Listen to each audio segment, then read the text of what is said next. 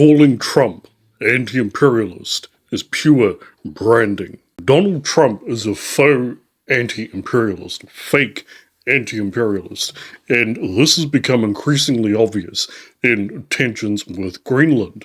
When we look at Donald Trump, when he first started out, his motto was, "The American empire is not viable, it has cost the country too much money, it has cost in terms of lives," and so on and so forth. He once said, "Americanism, not globalism."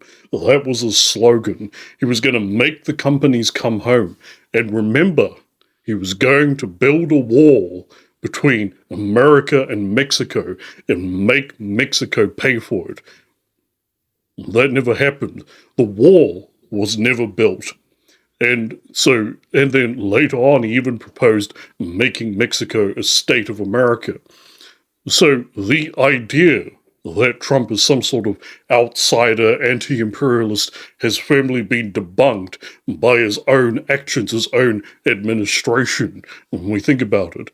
And given that he has been totally irresponsible and hasn't ruled out using military action to take Greenland, is itself unacceptable. He is essentially putting allies in a state of war readiness. Old American allies. Now, are there problems with the EU and so on and so forth? Absolutely. There is no doubt about that.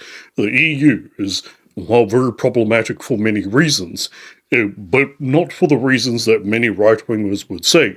For example, too many Muslims is what many right-wingers would say.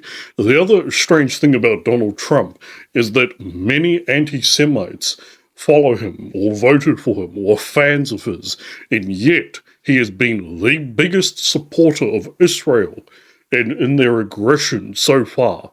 In fact, with the current state of affairs given Iran, it looks like he might go and fight their war against Iran for them.